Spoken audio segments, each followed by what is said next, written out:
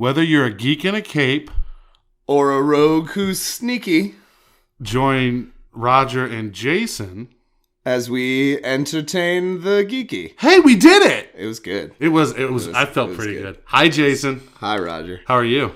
I'm good. How's your weekend going?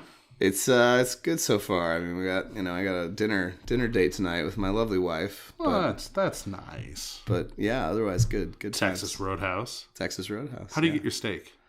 Medium rare. That's right, like an American. Yeah. All right, so there's a like an American. There's a rumor going around. It's a big one. It is. I forget the guy's name. Ethan Van Sciver has said that if this upcoming 5G event from DC fails, that they're going to cut the arm off the publishing, which means no more DC Comics. Now, this is a rumor still. There's been no confirmation from AT&T, Warner Brothers, DC Comics, anything. So take this with a huge grain of salt. But yeah, I mean, they just got rid of Dan DiDio after over a decade of being the chief creative officer. So yeah, I mean, they're AT&T now owning all of it. They're making changes.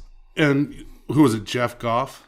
Jeff Johns. There you go. Jeff Johns is not taking over. I honestly would think that it's a stupid move to not put Jeff Johns in charge just because of the creative things that he's done for the company over the years, the resurgences in comic readership that he's brought about with his Green Lantern reboot, with the Justice League he did for New 52.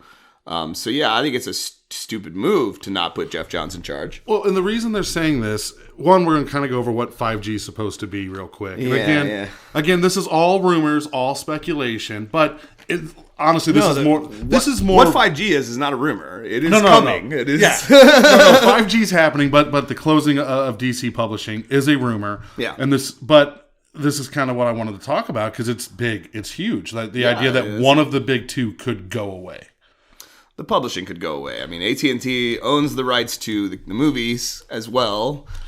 So we're still going to see, I mean, the Batman we've started to see set videos from that and pictures and stuff. He looks fine as Batman. Yeah, he looks, I knew he was going to look fine as the character. Someone mocked up a bat cowl around his face when he was first announced, and he's got a strong chin. Yeah, he looks fine as Batman. Yeah, he's going to be fine. So we're going to talk about what 5G is, and we're going to kind of talk about what this could mean if they close their doors. Yeah. And kind of what is the status of comic book sales, with something that you know a lot more than me, being the guy that actually peddles the paper. I mean, sure. I don't look at the sales figures, but I definitely see the trends in our community of what people enjoy, and DC is a big part of that. So what is 5G? So 5G is, just like New 52, just like Rebirth, a relaunch of DC's line. And it becomes such a joke. I don't even laugh at it anymore that, like every few years, we just say, we're going to reset. Okay, well, that's stupid. That's a stupid thing to do. The one thing I liked about the New 52 reset, though, was they still said the past mattered. Are they doing that with this one? No, they didn't. The New 52 was the one where they cut off the past. You're talking about Rebirth. Yeah, Rebirth was the one where they said the past mattered. New 52 cut off the past. Oh, so they're doing that again? Well, I don't know. I mean, the characters that have been, some of the characters that have been announced to go into this are definitely characters that have been around. They're part of the world. I mean, for instance, Batman is going to be Lucius Fox's son. Okay. Bruce Wayne. Well, I don't know. I mean, we could have a situation like we did with Battle for the Cowl and the aftermath of that, where Bruce was dead and then they brought him back. But meanwhile, Grayson had taken the cowl and become the new Batman. So for a while there, we just had two Batmen. Well, don't we already have multiple Batman Inc.? Multiple Batman? Yeah, Batman Inc. was kind of a thing that came and went. I mean, the whole reason that book was written was to show that Batman was setting up this big global network to catch criminals, and he did that. So once the network was set up, you really don't have to focus on those characters anymore. They're not the focus. The focus is he made sure to deputize a Bat family hero in every major city across the world. Right, so maybe it's time for Batman to retire. I don't think it's time for Batman to retire. I think, and that could be where we're going, and I'd be fine with that too. I mean, Batman Beyond was a hugely successful thing that had nothing to do with Bruce. Bruce was there, he was the mentor, but it was about Terry. It was Terry's show. So I'm fine with seeing someone else be Batman. I have no problem with that. Grayson was Batman for a long time, and it was great. My only issue with when you see new people take over for old characters, they end up fighting the same villains. And but that's the point. Well, no, hold on, I was going somewhere with that. And they fight the same villains, but it always seems like the same grudges carry over. But it's not the same Batman. There needs to be new grudges developed with these characters. Oh, there was. In fact, while Grayson was Batman, that was one of the things they really heavily focused on, because the first time he encountered the Joker, the first time he said something, the Joker went, "You're not him, are you? You're someone else." Because he knew that wasn't Bruce talking to him. He knew that was Grayson. And even though Grayson was trying to make his voice deeper and do the Batman intimidation voice, the Joker, the villains know the hero better than anyone. They probably know the hero better than the hero knows themselves. That's true. That's true. Because of the amount of study that goes into understanding the hero by the villains.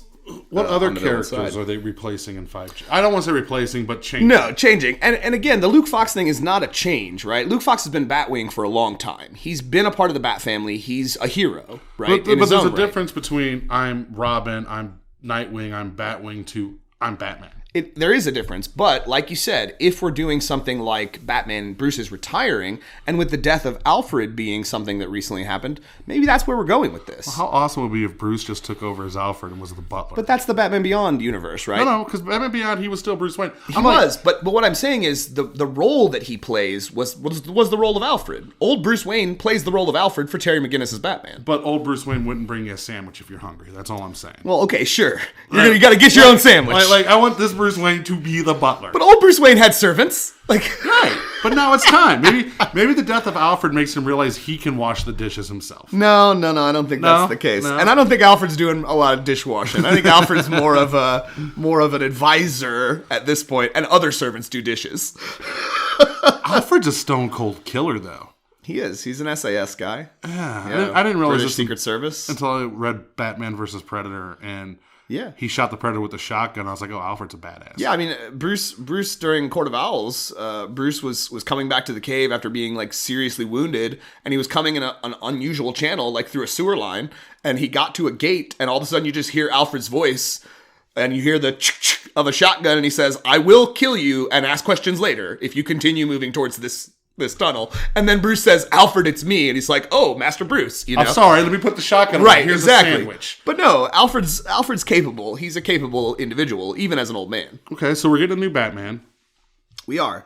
A lot of the other changes have not really been things that I think are controversial, right? Because Donna Troy is going to be the new Wonder Woman. Okay, we've done that already. Right. Prior to the New 52 relaunch, when we had the legacy thing going on, we had this long history where sidekicks were coming into their own as heroes. We had a Justice League team that was comprised of Grayson as Batman, Mon-El as Superman, and Donna Troy as Wonder Woman.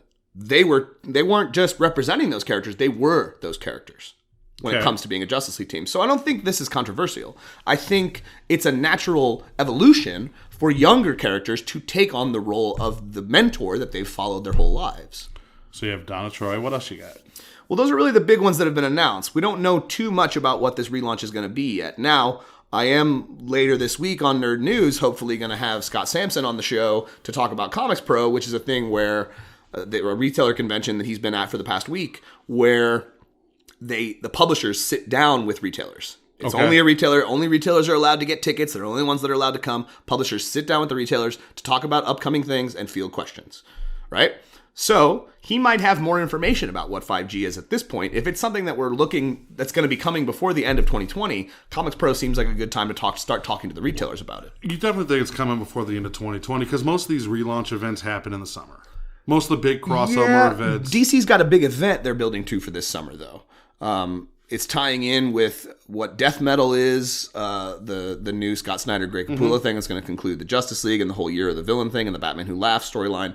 And a whole new thing that's going to be a whole new part of the universe where Wally has been dealing with this kind of cosmic entity called Tempest Fuginaut. And it's a terrible name. I know. It's a bad name. It's a DC name. But Tempest Fuginaut keeps telling us a crisis is coming. He keeps telling Wally a crisis is coming. Wally's at the center of this crisis in some way. Because he's the Flash, and he's got to be in the center of all the crises. Because, he is the Flash, right? Barry is still around. But Wally's been out of the universe for a little while. And apparently this is what he's been up to. It's been a storyline called Flash Forward, and it just ended. And it was actually a pretty good story. It was kind of slow at moments, but it wound to a pretty good conclusion. Sorry, I was laughing at you saying the Flash storyline was slow. That just doesn't work for me. I will say this about the Flash. So the Flash is the one comic of the DC comics. I feel like it's Daredevil. Anytime I read it, it's good. Sure. It's one of those books that you read for a little bit and then you stop. Yeah. You can go back to it and it's always just good. Yeah. The Flash is the Daredevil. He's a good character of the DC universe. And he's got a good rogues gallery. I mean, the Rogues are an amazing villain team. They're honorable thieves. It's great. Yeah. And then going into the Superman thing, I think where we're at with that is they've been kind of grooming. Brian Michael Bendis recently jumped ship from Marvel to DC. Right. And started writing Superman books. He was writing Action Comics. He's writing Superman. He did like a Man of Steel miniseries to kind of bridge the gap between where Superman was when he took over and where Superman's going when he starts. So he's been kind of the architect of that for a little while. And I think he's grooming Jonathan Kent to become the new Superman. To where Clark can take on a more advisor, like Bruce, right? He can retire. Right. He can retire and he can live his life with Lois. Bruce can retire and he can live his life with Selena. Wonder Woman can retire and she can go to Themyscira and rule because that is her right. Right? So these characters, this doesn't feel like a relaunch to me. This feels more like a natural evolution of the storytelling. But you're pissing off a lot of people. And I always say people who are pissed off by comics because there was backlash when, Falcon became Captain America. There was backlash when Jane Foster became Thor. And the thing I always say to those kind of people, even people in the store who would have this conversation with me is, look, if you don't like it, that's because it's not written for you. There's still plenty of comics that are written for you. Just because a female Thor is not up your alley, you can't take into account the fact that it might be up someone else's, right? Except now you're looking at a whole different type of conversation. The thing is...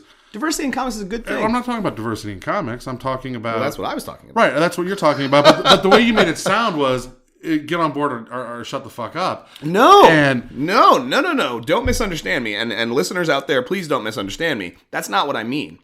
What I mean is everyone deserves, no matter who you are, right? What ethnicity, what sexuality, everyone deserves to be able to open up a comic book and see someone that reminds them of them. Right. Everyone. But they don't have to be established characters. Now, Captain America taking over, as long as you have a good storyline behind it, which for the most part you have. Yeah. There have been a few. Jane as Thor was one of the most amazing storylines. But it's great. There have been a few, like, this is like, why are you doing this? If you have a storyline behind it, great. The thing is, you're right. You should be able to open a comic and see whatever. You should. I should be able to relate to the character. Correct. And I'm a white man. But I relate to a lot of characters. But if I'm on board and I've been reading this character, I'm on the Bruce Wayne Batman fan band. I'm reading that character. I've read that character for 40 years. Sure.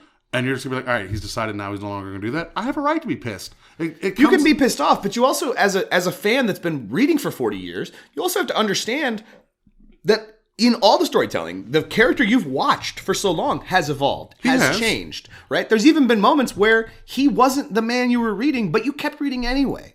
Because Batman is what you like. Batman Beyond proves it. It's a hugely successful Batman cartoon from the late 90s. Early 2000s. That didn't really focus on Bruce Wayne as Batman. But Batman is the key center thing there, and that's what we latch onto. It doesn't matter who's under the cowl. See, the idea is what we latch on to. To me, the greatest Batman movie so far has been The Dark Knight. Not because of Heath Ledger's performance or Christian Bale's performance, but the fact of the matter is, if I take Batman out of that movie, I still have a damn good movie. I'm not denying that. I'm not disagreeing with that. But like I said, Batman is an idea. And The Dark Knight Rises did it. There's several comic stories that have done it when Grayson was about to take over.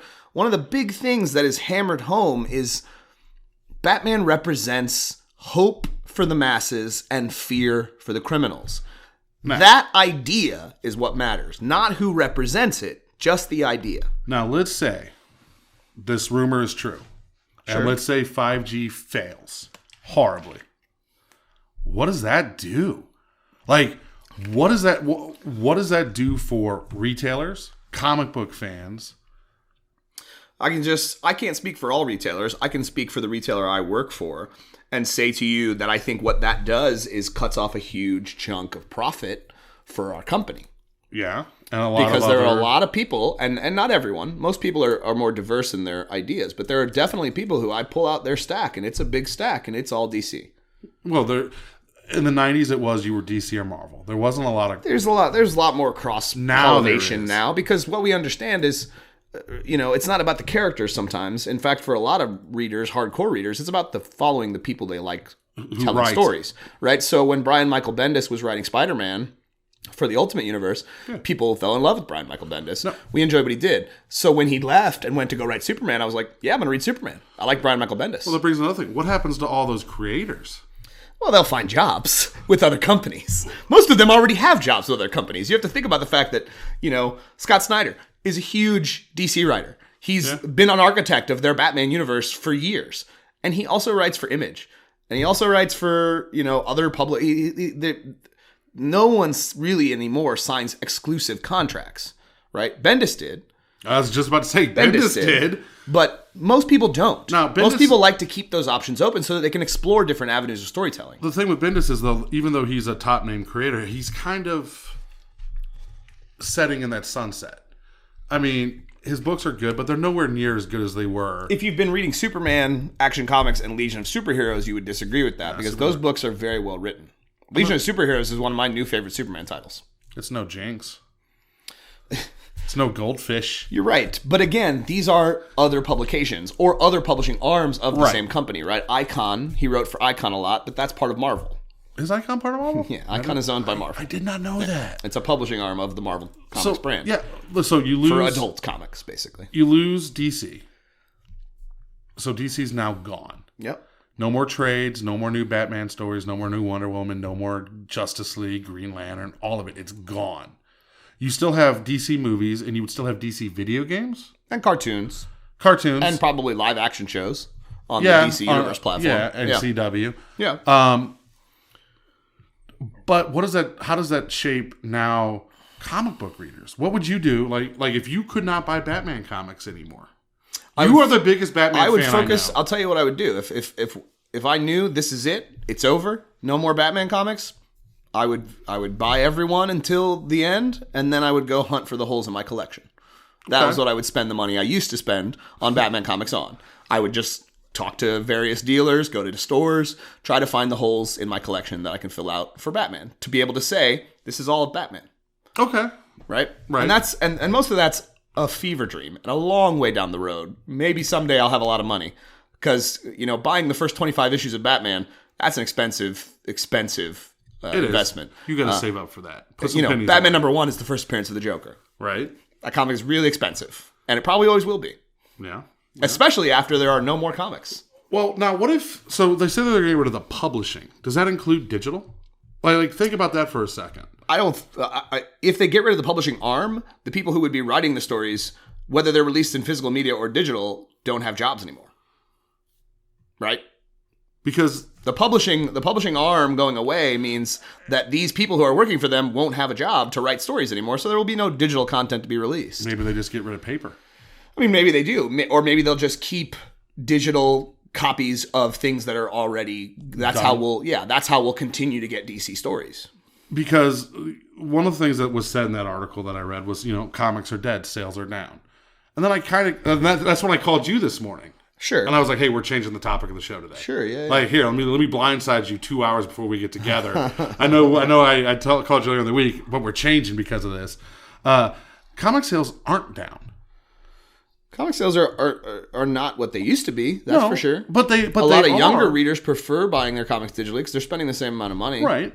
But so you got digital sales, but you also while single issue sales have dropped, trade paperbacks have increased. I mean, in some cases, sure. I mean, that's what the numbers say. I mean, sure, but again, the reality is those numbers are a consensus, a general average, right? You can look at stores that are closing left and right because those numbers don't apply to them. It's true, but you got to look at the market as a whole, not just individual areas. But that's not. And sometimes that's stores not entirely close, true. Sometimes stores close not due to the industry because sales, but due to the East Coast and the West Coast have a lot of people and a lot of stores. Yeah. Right. So those numbers alone can show a skewing of the overall totals that is not common in the Midwest. Correct. Which is but does that where mean comics are dying? It means comics are dying in certain parts of the country, yes. And we're not willing to acknowledge it because we're not getting accurate readings. But as a whole, are they dying? Yeah. If you have increase in sales, and not small increases, we're talking it's now $1 billion industry. Okay? And in the past 30 years, it has grown every year. Since the crash of the 90s. Since Marvel almost went bankrupt? Yes. Since the crash of the 90s, comic sales, both in volume and cash flow, because comics have gotten more expensive. While they have not risen to the amount of other media as form of entertainment goes, there has been an increase in sales. Yeah, I remember when I could spend $1.50 on a comic. I remember $1.25, right? Yeah. Going to Quick Trip, and there's a bag of Wolverine comics, like 5 for $5. Here you go. Yeah, exactly. Is that something that maybe they should go back to, though? Like, if this is a problem, if we are truly seeing, and you want to save this, one of the things that has changed in the past 5 years has been going more towards comics are available at specialty stores and no longer on newsstands.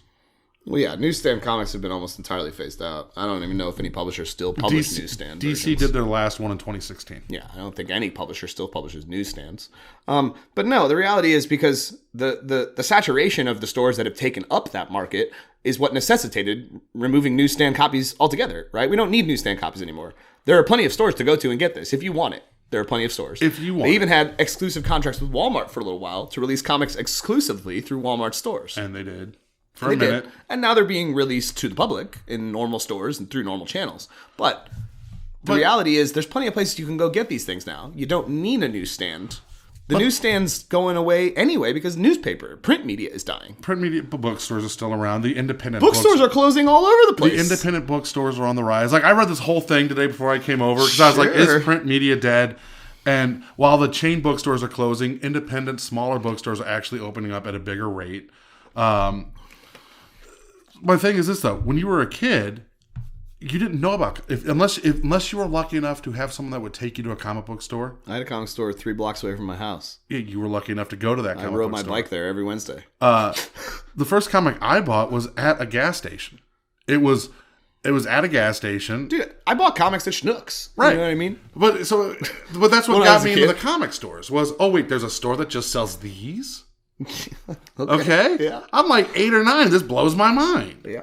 You know, I didn't have comic book readers in the family. I did. My mom didn't read. My dad didn't read. My cousin read, but, he wouldn't take me with him because he was older. The reason I got into comics was somewhat my family. Me, I walked into a store and I saw this guy with claws on his arm. I was like, what's that? And then I remember opening it up and it was after his adamantium was taken away. Yeah, the bone claws. Yeah. X-Men 25 was where they took away his adamantium. No. Now, I watched the X-Men TV shows and the Spider-Man TV shows, and I knew there were comics. I just didn't know where you could buy them at. Yeah, I mean, back then you could buy them anywhere. Right. But just what you said about chain bookstores closing up and smaller bookstores opening up, newsstands are going the way of the dinosaur, and it's not like there hasn't been stores that have opened up to fill that void that are specialty that just deal with this, especially since the pop culture craze has made it such a more common thing, right? I see different people that I would have never expected to come into a store and look for D&D books. And I always make a point to ask, so what got you onto D&D? And you know what the most common answer I hear is? Stranger Things. Stranger Things. Those little kids are great, and they're playing a game that seems cool, and I want to try it. Okay, have fun of the Upside Down. It's always been cool. You just didn't know it until pop culture told you. And you know what the worst part is? The edition they're playing is the edition you used to make fun of people for playing. The edition they're playing is one of the most horrible editions ever. So, which leads to another whole point. If the physical media does die in DC and they cut the publishing arm off, does Marvel just now run the gamut? Well, I mean, I don't think Marvel's too concerned about what DC is doing or is going to do. Is Disney going to run the gamut?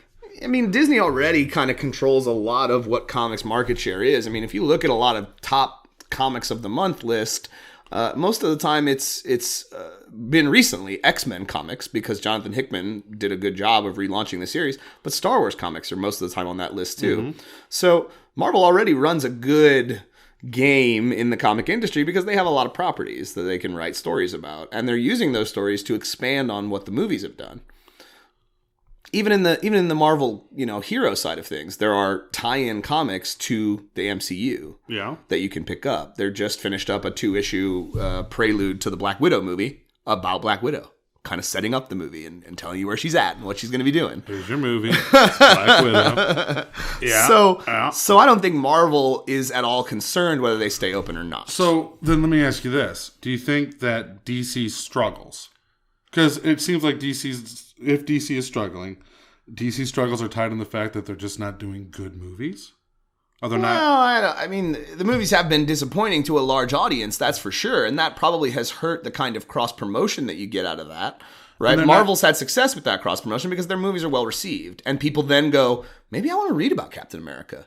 Wait a minute, Civil War is based on a book? I want to read that book. And it's nothing like the movie. It's nothing like the movie, but it doesn't matter. The point is, it's a similar story. It's a similar enough story that it gets you in the door. And then you go, well, maybe I should check this out more. I mean, one of these, there's a little kid that's been coming into the store, and every time he just wants to know what should he be reading. He's just getting into comics, he's a little kid. He gets this as this is part of his allowance, right? As if he does his chores and stuff, he gets to come to the store and buy a book, a trade. Okay. And I've recommended to him Civil War because he wanted to read about Captain America.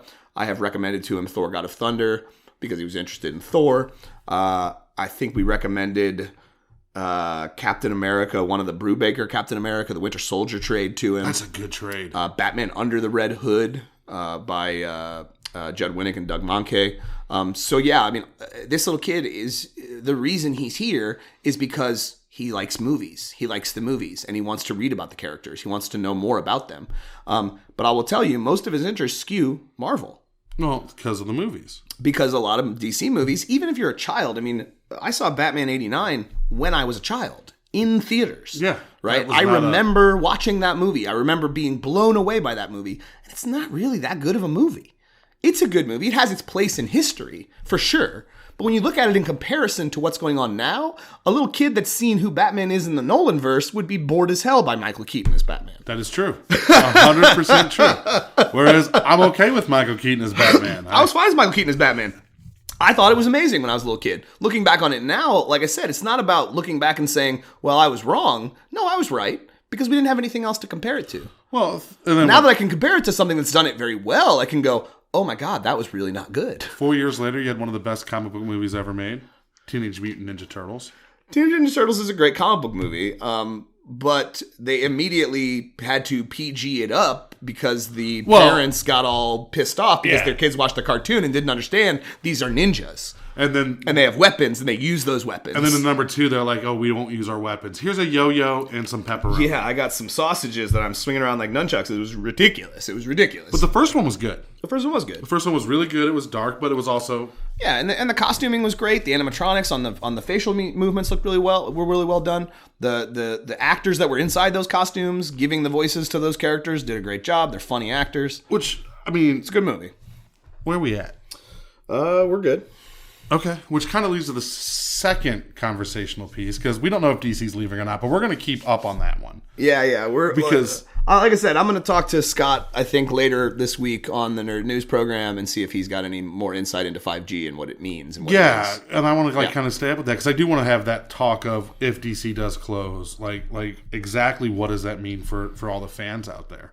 I mean, it's going to mean a lot of disappointment for a lot of fans, but it doesn't mean that they won't have something to fall back on, right? Just because you've never read Captain America doesn't mean you shouldn't give it a try, because it's pretty good. I see a lot of comic book stores saying, if you like Batman, check out this character. Well, sure, that's part of our job. Part of our job as retailers is to say, hey, I really am feeling what you're digging, because I dig that stuff too, but I also dig this because of that stuff. And I think you would too. And most of the time, customers are very receptive to that. They're like, yeah, I want to hear what you have to say, because that's why they come here. Well, they come here for people who keep up and want to talk about it. Right. Well, for me, my favorite thing was pulling my pull when John Perks was pulling it for me. There would be a random book in there, and he would just look at me and smile. Yeah. And I'm like, all right, let's go. Yeah, exactly. Let's go. Because you want to expand your horizons if you can, right? And try things that might be in your wheelhouse. I'm not going to pick it up off the shelf. I mean, I challenge people all the time, because you always have, someone will come in with their spouse or significant other or their boyfriend, girlfriend, whatever it might be. And you can always tell one person doesn't really want to be there. They're here because their spouse or significant other or husband or wife or whatever it is, boyfriend, girlfriend. And I always go up to those people and I challenge people like that. I say, look, I'll make you a deal.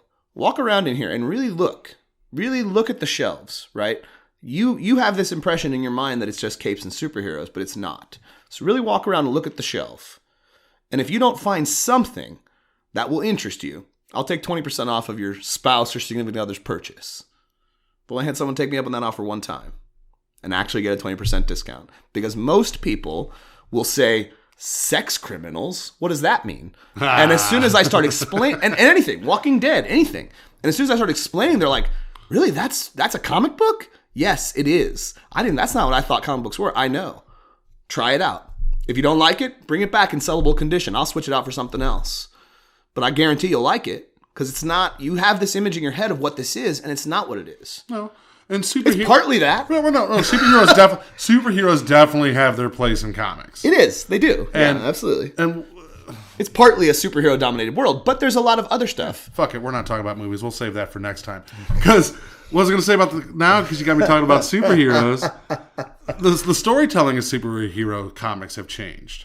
Well, sure. I mean, we gone from, there's still the big fights. There's still the big, just, villain, good guy fights. Sure. But that used to be every issue. Now we're getting, arcs of character development, psychological profiles of these characters that we grew up reading, watching. It's because writing has gotten more sophisticated as we've gone along. As we've evolved as a society, we now are more interested in the in-between. That's why Hawkeye was such a successful book, the one that Matt Fraction and David Aja did. Because it wasn't about big superhero moments. It was about Hawkeye just trying to live day to day. There was a whole issue told from his dog's perspective. Yeah. It was about Clint. It was about Clint and Kate. Yeah. And their lives, right? It wasn't about Avengers and Doctor Doom and all of that stuff. It was just about Clint. Is it that writing has gotten better, or is it that we as a consumer have gotten to the point where we want it to be deeper? Well, yeah. I mean, I think as comics have grown up, so has their audience, right? I mean, we are looking for a deeper form of storytelling because of what other medias have started to do with that, right? When you can sit down and watch a long-form narrative on a Netflix show and binge that entire thing and see that, yes, it has its individual moments in each episode, but it's also building some big, huge narrative that you're going to get payoff for at the end. It's more sophisticated. It allows you to spend more time developing the character. So when you get to that big payoff, it hits home a little more. It feels more meaningful. Do you think, though, that I totally just lost my train of thought there? It happened. I was like, boom, this is going to be great. But you know what I mean? So if I can read Clint for 50 issues, right? Just Clint, and then I can see Avengers vs. X-Men. Well, then I feel for Clint more because I've understood his struggle and what he does in his everyday life, which makes his impact in the battle more significant to me as a reader. I want to know, okay, so I'm actually going to ask the listeners this. Okay. I want to know, do you guys actually care? Not about who wins good versus evil, but the actual times they spend in character development. Because one of the things Jason brought up earlier was Batman Court of the Owls, which truly drove Bruce Wayne mad. It did. Not Batman, Bruce Wayne. Yeah, it drove him nuts. That was one of the best stories I ever read. Clint. Straczynski's first 12 issues of Spider-Man, where he's going through Peter Parker, Mary Jane's divorce, rekindling, all of that. I'm not a big Straczynski Spider-Man fan. I know you're not. I think there's been much better Spider-Man writers that don't get enough credit.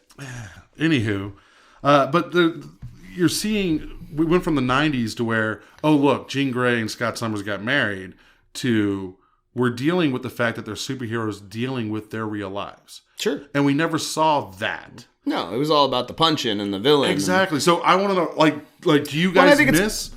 Yeah, I mean, I think it's also because serialization has changed, right? When the reason comics emulated that style in the early days is because radio programs were like that. Right? Each episode had to have its villain and its resolution and its conflict and all of that, right? It had to have that. So that's what comics became. But then through the 90s, through the 80s, I would say, the 80s, 90s, we changed it, and we started looking at it more as a new form of storytelling. Well, and what you saw in the 80s, you saw the rise of the independent underdark comics / film, where you're going outside mainstream media telling you how to get your entertainment, and that's where you saw Punisher, Turtles, all these amazing comics, Sandman, the whole Vertigo line. And then the 90s brought us Image. And Image was groundbreaking in and of itself. Yeah, it was a creator-owned company with creator-owned titles. All rights were reserved by the creator in perpetuity, for monetary gain or selling it to another company. Which I don't think... It's why Neil Gaiman could sell Angela. Right. to Marvel Comics. Listen. Because that's his character. He created it. Any younger readers out there or younger listeners, I don't think you'll ever truly appreciate how big of a deal Image Comics was or is. Like It is. Yeah, it is. Because sure. it's not was. It might, if DC folds. Oh, it's taken that spot. Like in a heart. It's already outselling when it comes to certain of the bigger titles. Like when Walking Dead was going on, Walking Dead was a constant outseller of DC and Marvel. Well, and think about that. Like Marvel and DC will not end a comic run if it's selling like The Walking Dead was. Image was like, Robert Kirkman was like, I'm done telling the story. Image was like, yeah, okay, it's fine. It's your story. You can stop telling it whenever you want to. Like that, just like the fact that they weren't like, no, keep it going. We're making. It was just, all right. Yep. Like that shows class. Image even went along with the ploy and solicited in previews issues beyond what they knew was going to be the final issue of the book. Which is insane. Yeah, they went along with the ploy because he wanted to shock the world with the ending of Walking Dead. He did, because I woke up one morning and I went, what? Walking Dead's over. Huh? Yeah. What happened? They announced that the night before the comic came out. I know. Late at night. Oh no, here's what happened last issue. I'm not going to say what happened that issue. And they're like, oh, it's over. Right. It's done. Which, I mean, Kirkman did say that probably would happen. Yep. But I was really close to 200, which is why a lot of people, and a lot of retailers, right? Because I appreciate the fact that they can do stuff like that, and they're welcome to do it whenever they want. But the problem is, do you know how much money we could have made on the final issue of Walking Dead if we had lead time? If you had known. To up the numbers, because there were people, I mean, all day long, just the day that comic book came out, I can tell you for sure, I could have sold at least 300, 400 copies of that comic book on just the day it came out, right? So if I had known it was going to be the end as a company, we could have changed the number to reflect the attention it was going to get and made a lot of money. You know what? I understand the financial and the business side of that, but I'm going to tip my hat to Image. The aftermarket lost its mind. I know. I mean, those comics jumped up the day they came out. Like, that's insane. To astronomical heights for a comic. I tip my hat. That is the fact that you for a new comic. Well, yeah, the fact that you put the artist intent and love of the project in front of, hey, we're going to make a couple more bucks. Yeah. It's very integrous. I will give them that. I mean, it's not smart business because I'd be like, let's pump it out, let's go. But man, well, yeah, and it's not even just from a retailer perspective. Image could have made more money. No, that's what I'm saying. Like, Image could have made... If they would have allowed the retailers to know, Image could have made a ridiculous amount of money. If you'd have known a year ago Walking Dead was coming to an end, the sales would have just gone through the roof. People would have been like, what? Yeah. But it's over, and good job. Yeah. So I want to know, listeners, I'm going to put a little bit of homework on you. Yep. Do you care about comics characters' backgrounds, like the way they're now telling stories, or do you miss the days of just good versus evil, punch for punch? Punch in your face, action. What is your thoughts about this rumor that DC might shut its doors? Like, does that make you nervous? Is it? Do you think it's going to happen? Do you not think it's going to happen? Are you afraid it could? And finally, what are you guys reading? Yeah, I'd love to hear about it. Like, if you're reading DC, what are you going to miss if it closes? Sure. I mean, other than that, guys, what do you got? Just a couple of things, because we're going to keep hammering home as long as we can. Don't forget that Kickstarter will launch on May 5th for Conniving Cooks. Revenge of the Cooks. I also, and this is, I don't know if this is set in stone, because we gotta check pricing and see how that's going to go, but we might. Yeah. We might. Yeah. I'm gonna talk to Broder. Broder. See if Broder can help us out. I mean, if we can get the hookup. Yeah, he might be able to help us out. But we might, because we found out through one of you listeners out there, I think it was Ronnie. Ronnie Cobb! Thank you, Ronnie. That Geek Way to the West is going on the week following that. And they're going to have a Kickstarter demo table, which could be an interesting way to let you listeners come, try the game, see what you think of it. I'm going to have to order more print copies. Well, I think we would need, 4 or 5. Yeah, we got one. Be fine. We got one. Yeah, we got one. We got one. We can spend a little money if we have to. But yeah, it might be interesting to be able to kind of bring it to you while the Kickstarter's going on. Yeah, then you can give us have your some money flyers and stuff. Well, we hope. We hope. No. That is kind of what we demand. We hope. We don't demand. We hope. Also, Jason hopes. I do. He's Batman. I'm Superman. That's how it works. Okay. Also, check out Board Game Bros. Matt and Jeff. You can link to their podcast directly from our page. Just entertainthegeeky.com. Head to the podcast tab, and you can find their podcast there as well. They're brothers. They play board games. They talk about board games. It's a fun little podcast. Hence the name, Board Game Bros. Yeah, they kind of summed it up right there. All right, guys. Mario Bros style. Yeah, they did. They did.